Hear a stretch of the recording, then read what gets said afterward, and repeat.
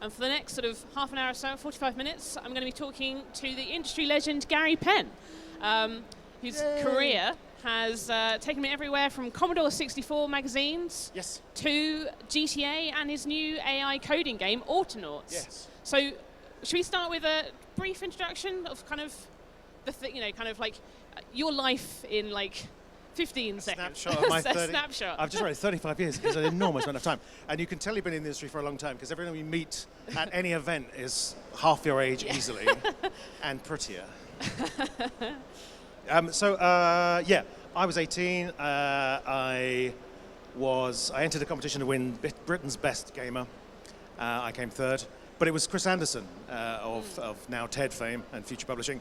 He was running a magazine. He said, "Oh, you should come in. I'm starting a new magazine. Do you want a job? I need people who can play games and write." So we did a quick test. And he said, "Yeah, come down and do it." And we started this whole Zap 64 thing back in end of 84, beginning of 85. And it was kind of like a YouTube without the tube. So we were personalities. Yeah. And it was quite fun. So at first you're lapping it up, and then after a while you're going, "Oh, I don't know if I like this anymore." You go to all these conventions and so on, and people just know who you were, and it was a bit freaky. Cool. And sort of like, how, like, why specifically a Commodore 64 magazine? Was that what was it about it? That was purely that was the one I ended up with. So I think all my friends had something. So the posh friends had BBCs, and everybody else sort of had things like Spectrum, ZX81s or whatever. I think I was the only one who went the sort of Commodore route, so I'm VIC-20. Oh, no, it was a friend of mine, Jeremy, his parents they were teachers, they were super posh, and they had like a pet computer, which was really cool. So it's like proper keyboard, and lovely screen, and lots of sort of Pet Invader, arcade game conversions, stuff like that. So proper games on it. And you could program in BASIC, and so I think that's what inspired me to go the VIC route. Yeah. And then from VIC-20 to Commodore 64, and then, Cool. And sort of like, how do you think games journalism has changed over the years? Like, it's changed enormously and not at all in some ways. I see glimmers of. I think industry-wide, it goes through these sort of big cycles, and when you're older, you see time works in a sort of geological way, and in sort of 3 decades or 3.5 decades, I've seen the cycles over and over again. And it's amazing how much they repeat themselves. So a good recent example is with the iPhone and middleware becoming a thing. You've suddenly got this buzz of creativity that we had back in the 80s with people making all sorts of stuff with all sorts of themes that make no sense. And yet they're really entertaining and interesting. They're trying to push things and make things that are different and work in different ways and look different and have different themes and so on. And that's incredibly reminiscent of the 80s. That's what it was like back then. There was a sort of Wild West frontier vibe of everybody sort of hunting for gold, and everybody's just doing stuff really quickly and getting it out there, and a sense of community. And it was quite a small, insulated industry, really. I mean, we didn't deal with America was just didn't exist, and Japan didn't really exist until the NES came along.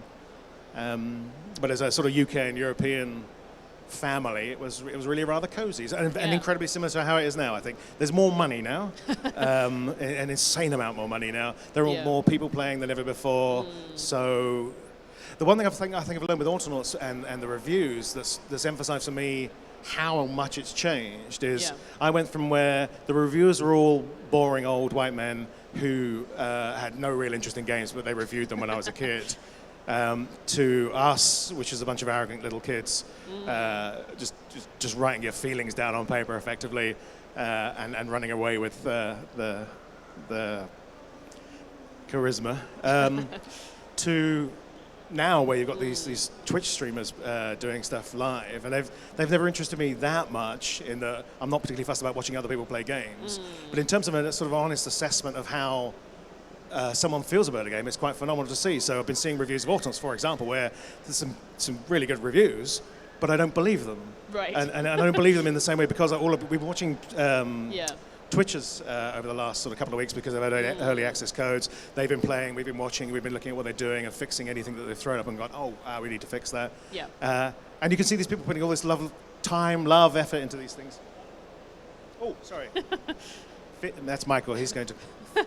Oh no, Andy's going to. Okay. So you see all these people putting this time and love into playing something, and even if they don't like it, you think, well, this is great. You've at least put 4 hours into this. I can see Yeah. you've made a difference. So that the biggest change of all is that shift from the public would only ever get the surface and until fairly recently, until the internet really took over, and streaming in particular. You get the surface and see none of the below. I mean, we used to play games we were insane. We used to play games to completion as much as possible because we believed that was really important. But of course, games get bigger, more complex. Yeah. You cannot do that anymore. There is no time. And I know, having done it from two ends, I've done it from the smaller games back in the older days to even some of the more recent stuff. You will not have the time to play that through. Yeah. And really, necessarily appreciate what the hell's going on, let alone write something that has some meaningful context afterwards, let alone have a sort of an opinion that has any real accurate value of what you've just played. Yeah. So I don't know anyone does it. And there are some fantastic reviewers out there still who are doing the old school method. In fact, the Will Freeman piece in The Guardian was nice. It wasn't a sort of overly super praisey review, but it was a lovely sense of you got the sense of it, played it, and it resonated with him in a particular way, and he conveyed how that resonated with him in a particular way, rather than just discuss, this is the game, this is how it works. Yeah. Whereas you've got that contrast with the Twitchers who are playing it, and you're seeing in microscopic detail what they're doing, and a lot of them are talking out loud, and sometimes it's annoying, and sometimes it's not. Sometimes it's really insightful to know what they're doing. But you believe in them, and so 4 hours, 5 hours, 6 hours later, I mean, Autonauts is, the new game is one of these games where it takes about 90 minutes to 2 hours to suddenly go, Yeah. and you see it live with the Twitch streams, which is superb. Yeah. But when you see the written reviews, that's the single biggest. For me, the written reviews have kind of lost all their sort of critical value, I think, for me, and that's been replaced with the character of the writer and how much they can express themselves and how the game impacted on them. So the quality of the game in that respect is irrelevant. That's probably the single biggest difference I've seen. Yeah. I mean, when you told people that you were a games journalist. So we appeared on the covers of things. That was, I think I'd left by that point. Yeah, definitely left by that point. So we were on the cover and stuff. It sort of reached the point where we had the games on the covers. We had Ollie Frey doing the art, fantastic art. He was basically he could do many styles of art, but comic book art was one of his styles. And he did these fantastic covers of like nothing else out there. So everyone else is putting, here's a picture of a man with some glasses and he's at a computer. Or they might have maybe, if you're lucky, a piece of cover artwork. But Ollie would produce his original stuff, and it was fantastic. And then, so as the personalities kind of took over, eventually, so this was like 18 months, 21, so 18 months later, we are on the front. And so it got a bit iconic and weird. And you still occasionally bump into people who haven't forgotten that, and they know who you are in a context. We have no idea who they are. Yeah. And this is on the small scale, so I would imagine if you're on a bigger scale like some of the tubers are today, that must be freaky. Yeah. I mean, when you told people you were a games journalist, did they still, even then, say, no. In fact, do you just I play discovered games I did all a day? brief stint in pornography after Zap, between Zap and EMAP. Yeah. And it was easier to tell people that I worked on pornography than it was telling them I was a games reviewer. Right. That's Were people bizarre. still baffled by it? We've had a few times where we're in a pub or something and got recognised, and the barman would recognise you and Right. go, "Oh, I know you are. Yeah. I'll buy you a drink." Like, Yeah. "No, it's all right. It's fine." I go, "No, I really want to." So you buy you a drink. But most people were kind of really. I mean, the whole thing back then was really taboo. It was.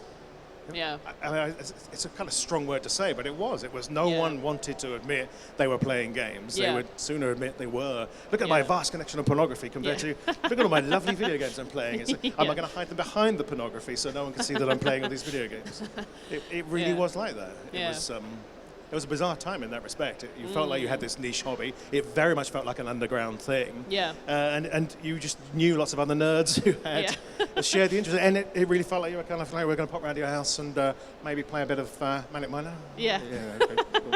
And you take turns together. So it was a beautifully sociable thing because you didn't have enough money to buy lots of games, so you'd have to share the games. Yeah. You'd pop around to each other's houses and you'd play in front of each other. Yeah. And the games are small enough that you could take turns, and bite-sized enough that you could take turns, and hard enough that you would take turns, and you'd be learning from each other and watching each other. So in terms of the sociability, it was phenomenal. Yeah. Of course, you see that resurgence with something like particularly Nintendo, more so Nintendo than anybody. Yeah. With something like the Wii, where they've really embraced that kind of sense of a public space where everyone's playing the same sort of thing, and it's reminiscent of those old parlors where you might be inside you might be playing Monopoly when you were old, but these days you're playing something that's far more interesting than Monopoly. and far more entertaining and far more engaging for everybody involved. And they've done a fantastic job of bringing that sort of thing together. And I'm amazed no one else has managed to capture the same kind of... I know Microsoft are jealous of the way they're doing that, and they've tried it themselves. And Sony have sort of tapped into it a little bit, but it's still Nintendo have got that beautiful niche. They've done it with their multiplayer games as well. So I've got 3 kids, and we used to play together as a team of 4 playing like Mario on the Wii. And that was astonishingly good. That was like old school RPGs. Yeah. Because you'd give each other jobs and stuff to do. You'd all tool out and go out. You're all trying to work together as a party to get towards the end. Yeah. Amazing stuff. And I have other friends who played it multiplayer and hated it because they'd beat the shit out of each other. Yeah. So there's that contrast there. Yeah. Stuff. And sort of eventually you went on to join DMA Design, which we now know as Rockstar North. Is eventually what it became. So that was through a convoluted route of, I worked at EMAP for about 3 years, which is a very big publisher back in the day. Launched a magazine called The One, which was very successful on a small, so it's like a kind of a pre-Edge thing. In fact, Steve Jarrett, who went on to launch Edge, was part of the original staff of The One. Yeah. On a freelance basis. Then went down to Future Publishing and consulted with them, so I helped out with the launch of lots of magazines that older people remember, like Amiga Power and even Edge, and lots of those sort of magazines at the time. And then ended up at, I did a brief stint of publisher for Konami. I worked as a freelance producer for about a year on a game called Frontier, which was educational. So David's a decent enough bloke, but it was, he had this obsession with reality and making his game as precise a simulation as possible, and that caused a lot of problems. But then sadly that got bought up by Game Tech, so they kicked me off the project, and they didn't bother finishing it, which of course everyone knows that Frontier has ended up as kind of a sort of unfinished mess of interesting ideas, and that's why it never actually got finished. I also worked with Chris Sawyer at the time, who went on to do the roller coaster series. He was really good. Ended up at BMG Interactive. They just started this big push to take over the world, and they took me on as a senior producer, and the idea was that I would manage these acts and do things mainly with DMA, another one called NMS. We won't remember any of their games. And they shut down. I was working for the US division. They shut that down. Right. And I got made redundant, and I struck up a good friendship with Dave Jones of DMA. He said, we're looking for somebody to come up and sort of take control of all the creative aspects of what we're doing, and we're doing loads of stuff, and it's all original. He liked the discussions we had. Do you want to come up and have a look at this stuff? And I came up and had a look at this stuff and thought, you know what, let's do this thing. So next thing I know, DMA Design, and it was an absolute nightmare. Because there was all this creativity, all these interesting ideas, all this money being spent, and no one really controlling and driving it. So I found my editorial background helped enormously. So you're coming in as somebody who, from a magazine production point of view, knows that something has to be finished by a certain time to a certain standard, whatever it takes. And that doesn't mean you kill yourself doing it necessarily, although you usually do. It means you're very selective about the stuff that you present, and very selective about what you keep and what you discard. And I think as an industry, I've seen that over the 35 years where it hasn't changed that much. We're better at editing than we used to be, but in terms of the amount of time we give ourselves to edit our games, it's nothing like cinema, for example, where they quite sensibly have that initial pre-production phase where they kind of make the film once. Then have a production phase where they shoot the bits that are going to be used for the editing phase to make it again. And that fundamentally hasn't changed a great deal because of the way the medium works.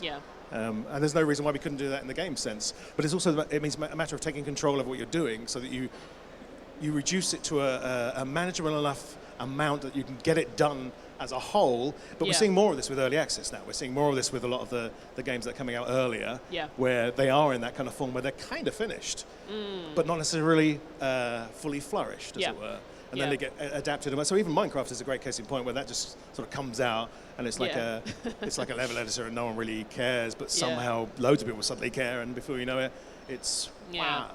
The main aim was to get something done because we were running out of cash. Gremlin bought us in the end of DMA, which was really handy because I don't think we'd have lasted much longer. But the main thing was to get stuff finished. So GTA was the one that was important to get finished. I worked with Sam at, so Sam Hauser was BMG UK, but he was just kind of like a, I can't remember what he was. He sort of sat in a little room behind a desk, just doing stuff. And we got really well. So because he was pushing at his end, we decided that would be the focus to get that finished first, out of all the stuff that needed finishing. Right. Because nothing was in the finished state. So Grand Theft Yeah. Auto, for example, was unplayable. It crashed every 2 seconds. Yeah. So it meant the people making the game couldn't make it. Yeah. And they couldn't test it. So the level Yeah. designers were building things they couldn't even see if they worked. Right. Yeah. Let alone if they're any good. And let alone fix anything. Yeah. So did you have an inkling then at any point that it would go on to be this No, massively not at all. successful I don't think game? anyone. I think the only person who did it, in all credit, is probably Sam. He's Right. because he's that insane and that driven in terms of seeing ahead of what he wants and just going for it. I mean, if the guy fails, he will fail miserably, I'm sure. But I don't think he's failed because he is just taking those insane risks. But everyone at DMA, I don't believe there was a point where everybody was enjoying making it, and I think that was the point where it tipped from being this mess of a thing that wasn't working to suddenly, hey, this is actually holding together, and we can play it for more than 5 minutes. Yeah. Because it was a simple decision that all you need to say is, well, tell you what, if we can just maybe not make this crash, and maybe not worry about adding all these other things you want to add in, and just finish that, we can maybe finish it and then we do a sequel or something. Yeah. And everybody buys into this because suddenly someone's prepared to say, look, if this messes up, I will take full responsibility for this. Yeah. And it'll all be on me, so that's fine. And if successful, then everybody benefits. Yeah. So for me, it was the inverse of the success has many fathers, failure has has none. But it's because I'm comfortable taking that risk, because if I mess up, I don't mind. Yeah. It's not going to impact me in any great way. It might affect other people, which is a shame. But I'm quite happy to take the brunt of that. And I think that's part and parcel of the game of going back to being a magazine editor, where it stops with you. Yeah. and I've run late on magazines before, and you come really close to losing a job because the chain of dependency that is there is phenomenal. Yeah. And of course, people are experiencing that now with the directness of the content they have with the players and the audiences they're engaging with. Almost first-hand now. Yeah. Which they really feel that pain. Yeah, and obviously, like there's a screenshot of the first GTA, sort of just up there, but it was quite a different game to what it is now. Like, has it evolved in the way that you expected it would, in a sense? Oh yeah, very much so. Well, it's gone in one of what we discovered when we were doing the second one. So the second one wasn't really meant to happen. So the second one was meant to be a sort of fill-in project because Gremlin were a public-owned company. They wanted to be a family company. They didn't want to be associated with this stuff. But Rockstar didn't exist at that point. But they were obviously Rockstar. It had Sam behind the BMG, remainder of BMG, and he was really keen to push this stuff forward. So he did he sort of drove forward to the 1969. What was it called? London 1969 idea. So there's some seeds of the later stuff in that. I'd say the third one's the one where it pivoted. Right. And I think I was only on that for about 9 months, maybe. It was that culmination of the key team behind it, who used to be in Silicon Valley, that was so driven and so talented that they could bring that thing together. Plus that combination of like Sam and the Rockstar thing, and also people wanting more realistic games and so on and so on. So all these things coming together, and suddenly you end up with this version. So 3 is very similar to 1 in structure, but they obviously look radically different, because one's this top-down, two-dimensional thing, which looks very simple, and yet has fueled loads of retro-style games, weirdly. I mean, sort of DMA also as a studio was quite different to, again, kind of like what we now think of as Rockstar. Kind of, at one point, you were almost, or it almost became like a second-party Nintendo studio after kind of Uni Rally. And then you made Body Harvest, which they weren't so keen on. But like, what was the atmosphere like around that time? The atmosphere at that time? Well, that was around the same time, actually. So Body Harvest was still going when I got there. I left that alone for the time being. What happened with that was it was initially a 3D Defender game. And it was meant to be just sort of a fairly quick project at the time. And it wasn't so quick in the end. And Nintendo are interesting the way they work, because they do things their way, and in terms of the communication and the cultural differences, it's really hard to understand what they mean sometimes. Right. And they've also got that cultural thing where they'll kind of let you get on with it, even if it's not going so well. and you realise with hindsight, they did drop some big hints, but they're just being very, very subtle. But they would send through all this feedback for Body Harvest, for example, and I was lucky to be in a couple of the meetings. I wasn't lucky enough to go out there. There was a bunch of the team went out to to Nintendo out there at Right. HQ, and they learned lots from that. I've stole lots of bits of their stuff. So, for example, Nintendo has all these little rooms with loads of post-it notes all over me, and this fantastic thing called idea chaining, where all the team gets to write down these ideas, and they chain the ideas together. Like there's massive chains of ideas that they can pull together, and then from that they kind of bring together this DNA to form a core of a game, and now they do a lot of prototyping. There's some great stuff. I'd love to have gone out there. But, so you meet with the guys. They have a translator, and you're dealing with sort of fairly complicated things, really. I mean, you're dealing with games that aren't like other games or other media, and people are trying to explain different things, and they're coming at perhaps maybe from more of an emotional angle, where our teams might be coming at it from more of a technical angle or more of a clinical angle, and we kind of don't always meet in the middle. So it was Nintendo who wanted to turn it more into they wanted this sort of dramatic contrast, and I learned a lot from paying attention to what they were saying about this. So a couple of good things that came out of that one, and they're really handy lessons to learn as a game designer, is they needed that perceptual contrast between the action part in like the Defender-y style game, but they also wanted some sort of adventure-y thing to go on there, because they needed that counterpoint. And the other thing came out of that was really interesting was it was all set outside. They wanted to have this contrast, so you appreciated the size of the outside, the scale of the outside, by going inside. And these are really obvious things, but back then they were like, whoa, that's so cool. And so they wanted some inside stuff so that the outside felt bigger. Right. So you've got this constant sort of to and fro, and it's a really nice system where they're trying to encourage you to go one way, then bring you back the other way, so that when you go back the other way, it's and it also means in terms of spectacle, you don't have to go wank like that. You can just go ank and then go over there, then go there like that. Yeah. It's less of a sort of lurch all the way to the top. Yeah. I mean, it's almost sort of quite funny to think that, like, if you had become a second-party Nintendo studio, like, we might not have had GTA 5 or Red Dead Redemption or any of these other games that Rockstar ended up making. And it's really peculiar having been at the heart of that and being sort of partly responsible for some of the stuff that's come out of that. Having seen it firsthand, where exactly that happened. So it could have gone this way so easily. Yeah. And you can almost see that point at which it almost tipped. And it was sort of the difference between somebody having their coffee 5 minutes earlier. Yeah. It could have changed it completely. GTA is a brilliant case in point where BMG US wanted, so I was part of that, we'd have the conference calls every week. And because development progress was so bad, understandably, they wanted to can that game every week. And every week it'd be the same discussion about, well, we really need to stop this because this is just a waste of money, a waste of time. Yeah. It's going nowhere. So there's another example where that could have so easily just gone bang. Yeah. It's amazing how close you come to these things, and everyone outside doesn't realize, and probably most of the people playing 5 have no idea about 1 and 2, and understandably so. In the same way that I don't give a shit about Protozoa, and how that informs human beings today. Yeah, and it's sort of like, what about the games that kind of didn't work out so well, sort of at your time there? Is it a relief sometimes when things like, when you know that it's not going to be another kind of GTA-sized sort of success, like, oh, thank goodness, like we don't have to do that anymore. The first one wasn't an obvious success, so the first one never hit #1, for example. Right. And I think it went on to sell about 2 million.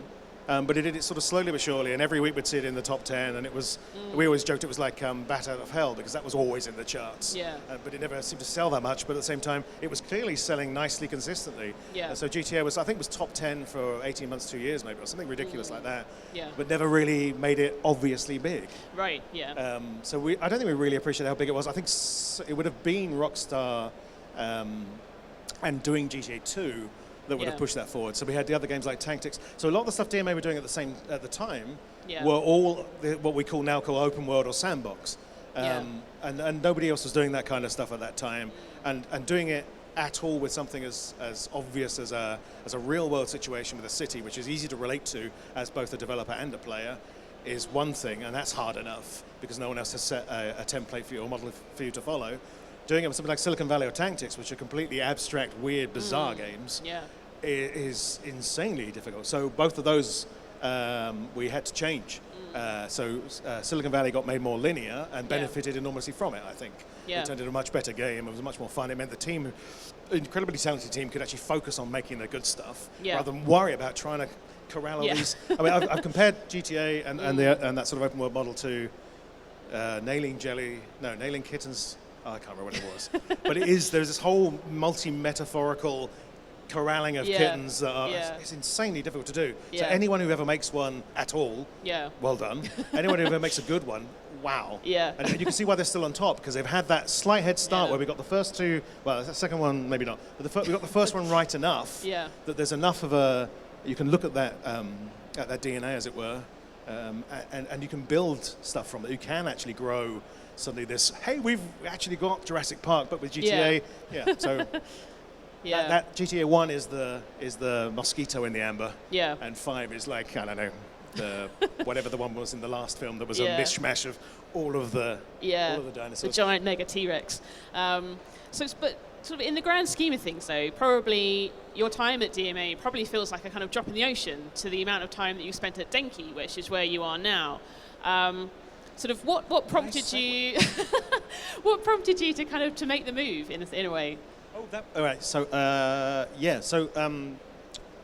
Rockstar took Infogrames bought Gremlin, and then Rockstar bought DMA. They'd already bought GTA from Gremlin, who didn't want it. Right. They got it really cheap because they wrote off a load of debt, which is very handy. They ended up buying DMA, thinking, you know what, we can make a thing of this, a fest of this. And so we split, the company got split into two because people weren't enjoying Dundee as much as, which was understandable. They wanted to move more towards Edinburgh, which is a much more interesting city. So the company got split into two, which meant I had to commute between the two, which was not much fun. So it was clear what the Edinburgh basis would do. It wasn't so clear what Dundee would do because they didn't have the leg up that the GTA team had. I mean, the work's already done to a certain extent. They've just got to be awesome and make it 3D, which is hard enough as it is. I guess I just had enough of I mean, Rockstar, they pay well, but they just expect a lot in return. And I was getting older. I wanted a family. I was thinking, I don't like this anymore. So I'd done similar, but for no money when I was younger on Zap. I was the wrong age, and so I thought, you know what? And then Colin and a few others said, well, we'll do it. We want to start this small developer. We like some of the stuff you've been saying at DMA. We want to try and make that work. Do you want to join in, and we'll try and make it work together? And I was like, yeah, this sounds good. We'll do some small games on crappy platforms that no one likes, but we'll make it look good. And so we started with, well, I say crappy platforms. The first one we started with was GBA. Which is what Beckham was on. Beckham's a weird one because we overstretched ourselves enormously. There's some great stuff in it, and we meet people all the time. So, like Brandon Boyer from Boing, well, he used to be Boing Boing, but he's a massive fan, and I find that weird because I think it's a terrible game because we didn't. I know what's going on, and we didn't finish it. But the idea was Rage had. So we'd done Denki blocks that did okay. And by that point, we were doing some Sky work for Sky Active. And that was really interesting. You've got this crappy piece of technology that is really just an MPEG streamer, and that's all it's meant to do. It's meant to stream MPEGs. It's not meant to do games. But they were starting to do games in it, and we got a chance to do Denki blocks on it, and that just snowballed into this really nice production line where we ended up doing dozens, maybe even hundreds of games and episodes for them. And we had a nice little system, a little production line working. The quality was great. We had a sort of magazine-style editorial direction in terms of we'll get this done within this time regardless of what it takes to get it done within this time, but we'll be pragmatic about the stuff we do. We're constantly releasing versions to be judged. So it's kind of foreshadowing a lot of the early access stuff. Whereas that was Rage had the license to Beckham. We thought, you know what, we could probably do something with this. We were quite desperate to figure out what the hell we were going to do next. And we had a 3-product deal. So we did a prototype, and we thought, this is all right, this. But it just got out of control, and it just got really big. But again, we decided we need to finish this now. So for me, it's unfinished. But of course, if you don't know what's going on inside it. So I'm surprised the amount of people I meet who've heard of it, let alone let alone like it. Has David Beckham heard of it? I've no idea. I doubt it. I doubt it. He hasn't kept seen changing his bloody pixelated hairstyle. self. One of the stupidest things to deal with in that game, and we've had this with a few other games we did for Sky actually, was the fact that he kept changing his hairstyle. So we'd have to keep changing the bloody sprites. So that was all hand-drawn stuff. So there were no models to work from. Crackdown, after we got this lovely process established for the Sky games, it was very effective. It was delivering. We were delivering good stuff frequently. And everyone working on the games was enjoying it because we put buffers in as well, so nobody was killing themselves to get stuff done. Dave Jones had started this other company and was keen to do this thing called Car Wars, I think it was called back then. Right, yeah. There is already a game called Car Wars. and that sort of migrated into Crackdown. So we got involved because they needed to get together a pitch for. It wasn't just Microsoft, I don't think, but Microsoft bought it in the end to sell the game basically. And so we were in the habit of doing that. So we sort of packaged up some stuff and said, there you go, that's what you could do with this. We met with their producers and stuff and explained our process. And they were like, oh, that sounds brilliant. We should definitely do it this way. It didn't turn out that way because you realize that one or two people with who are infused with that ethos can't necessarily infuse others. Right. and everyone has sort of more of an old-fashioned pragmatic working. You had kind of like it was classic DMA in some respects. You had all these different sort of factions of people emerging. And it's not that any of them necessarily right or wrong. It's where I've realized the parallel of the blind man and the elephant is such a perfect example of how development works. And you've got the 6 blind men and you've got the elephant. They're all feeling different bits, but they're all feeling an elephant. And they all know they're feeling an elephant, and yet their interpretation of an elephant is completely different. And the publisher is involved in that mix. And the same thing with Crackdown 3, where the publisher thinks they're getting... And it's not that anyone's necessarily deliberately deceiving anyone either. It's more a case of the thing you're building is not necessarily like anything else, therefore how can I possibly explain the thing I want from you without pointing at something that already exists? So the best thing to do is to make stuff, and then at least you've got a thing you can point to and say, I have made a thing. What do you think of my thing? But we got there in the end, and it was the company that is now Ruffian, funny enough, were at the time they were sort of guns for hire company that came in and helped fix this up. So without them, I don't think that would have ever got done. I just ended up doing loads of design and write. I ended up doing loads of writing. In fact, I did all the writing for it in the end, I think. So I've ended up writing for a few video games, mainly Crackdown, a couple of the early GTAs. In fact, I did loads of voice work for those as well. Right, which was really good fun. I got to work with the audio department at DMA, which was superb. And we did some theme songs. There's a theme song for Tactics somewhere, which is amazing. I use amazing in the loosest possible term. Crackdown ended up getting done. I worked on the second one, weirdly. I'm probably one of the few people who's worked on all 3. Right, okay. Microsoft got me in as editor. Yeah. They liked the tone of the first game. Well, what prompted the eyebrow raise? My memory of it is I was so desperate to get it done. Right. And I wasn't exactly pleased with the writing. Right. But they really liked it, and it resonated. So great, well done. So they wanted me to come in and edit the words. I can't remember who was writing the words now. But they wanted me to shape it into the right tone. Right. Yeah. So you're now the authority on all things Crackdown. Possibly, yes. And I was meant to be writing for the third one, so I did loads of writing for the third one. But that's such a big, huge, awful story to go through. But it got done in the end, and it's out. So yay. I assume that was probably quite kind of prolonged, and there were multiple delays. So you work on things over the years where I've worked on games that have taken 2 weeks. I've worked on quite a few of those. They're really good. And I've worked on games that have taken 6. Actually, was the first Crackdown 7 years?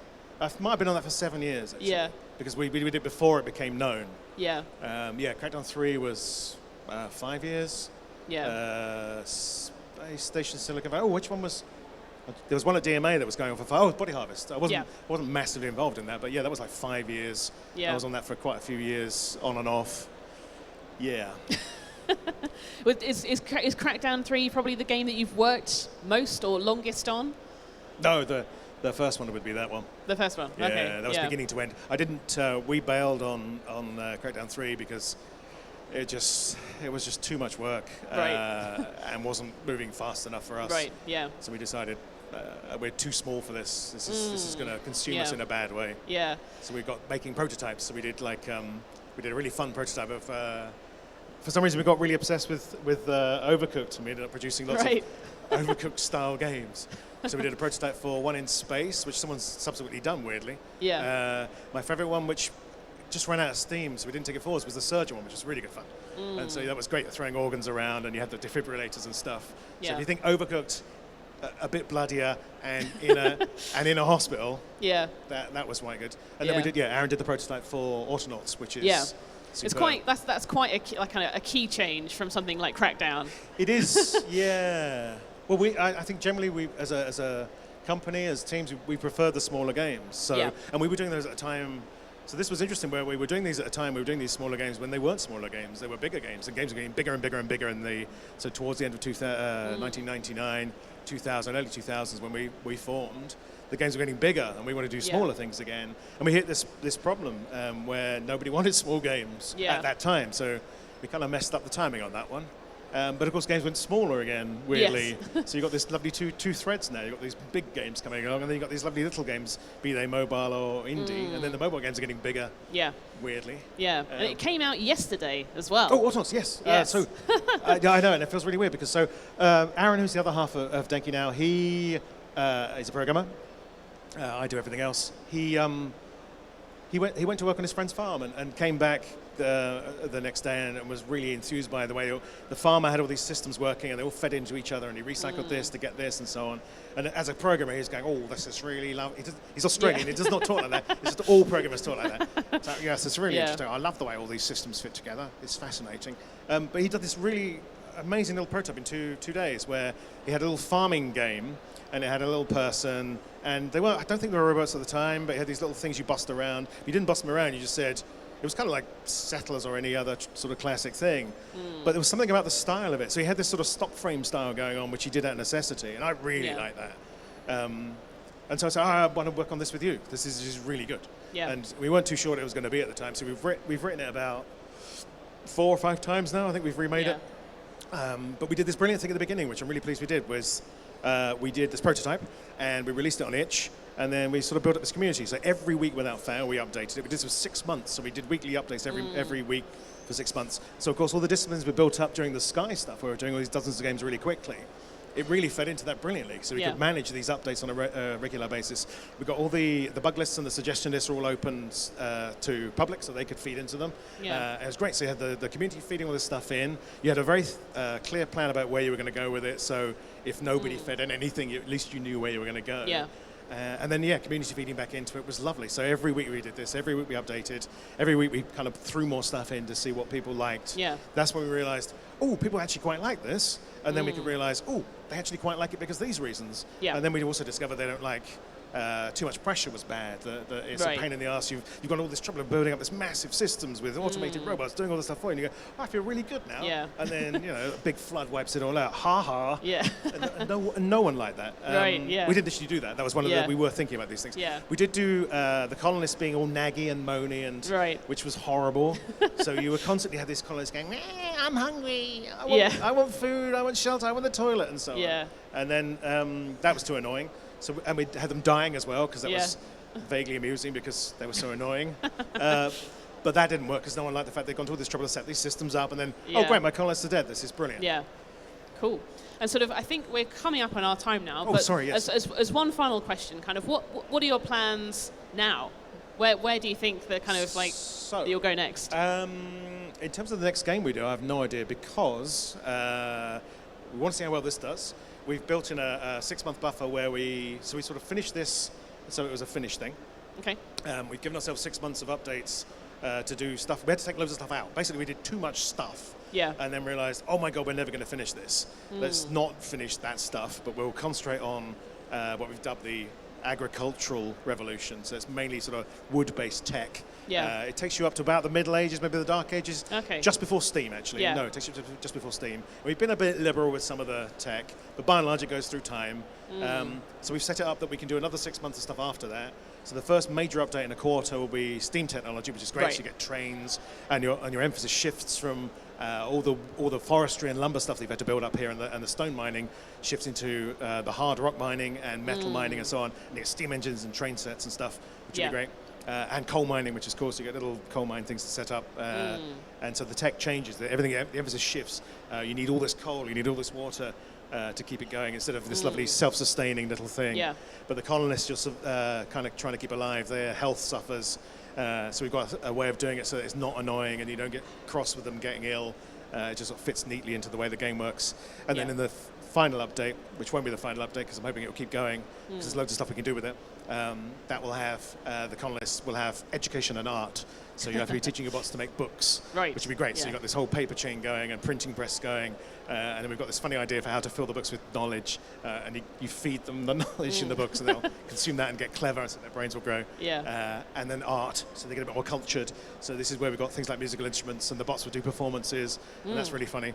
And then you go to Transcendence, where Right. they'll transcend into a spiritual plane. Sounds like there's a lot coming. Yes. But I'm really... Oh, yeah, trailer. Oh, yes, we've got a trailer as well.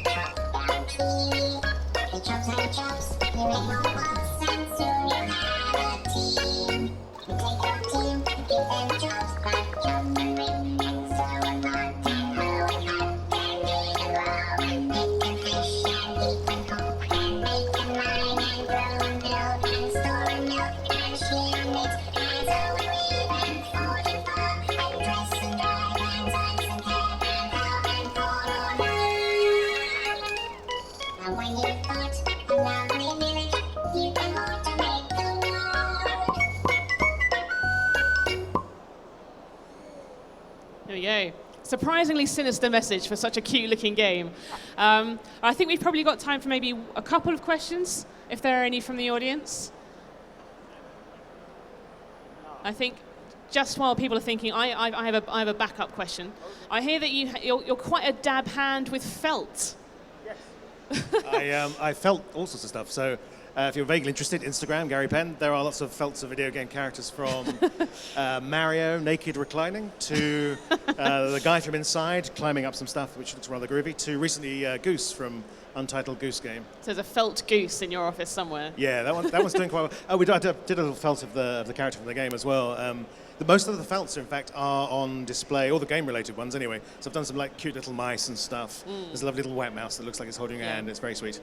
But the game ones are all in Sheffield at the museum. Oh, okay, the game museum. So they're all on display there. There's a huge range from all sorts of old games to new games, and they're top quality too. None of your home crafting muck. We've got time for maybe one more question. Yeah. I believe there are no questions. Oh. There's one. One final question. Because everybody is so liberated by... I was there when sort of Zap started. I sent you a review once of Impossible Mission. Just wondering if you got it, but no, that wasn't the question. There was such a buzz back then. You'd wait for the magazine to come out and you'd devour it. And I just wondered if you, after 35 years, if you're still feeling the same buzz about games. Yes, simple as that. The buzz is different and it changes, but you recognise the buzz when you feel it, but you just feel it in different ways. So there's a degree of overexposure where you've seen so many things for so long, so you've played like thousands of games in different styles and different consoles and so on, and you do get a bit kind of numb to these things, and you're constantly looking for this new thing, and there is a little bit of a junky habit there where I need my new fix, but I want something new, I don't want that same old skag. So yeah, it's there, and you do find it. So a good example is I've sunk an insane number of hours into Splatoon 2, which I am extremely good, and that was quite nice. It made me feel about 18 again. Mostly I'm actually quite crap at games. So Julian was the one who was like naturally talented. I'm the guy who has to practice really hard and get good. So Splatoon 2 for me is a masterpiece. Actually, I'm a big Nintendo fanboy, so Mario Kart 8 DX is the best racing game out there. And ARMS, if you've never played ARMS, is astonishingly good. really clever slow motion fighting game. Because I like these games, but I've played too many of them. So when you see something like, so Splatoon is kind of like a first-person shooter, but nothing like a first-person shooter, or ARMS, which is kind of like a fighting game, but nothing like a fighting game. That's the sort of stuff that makes you go, ooh. Oh, and Inside would be another one that I've really liked, where that's a beautiful piece of set-piece manufacturing where, so unlike Limbo, which was 50% too big, and that was like messy and rubbish, but 50% awesome, they've taken that awesome, had more time, had more money, and they've compressed it really nicely. Inside's a really lovely piece of set-piece design. And I love the way that combines kind of old-school game styles and mentality with a lot of new aesthetic approach. Okay, that's all the time we've got. Thank you very much, Gary and Catherine. Thank you.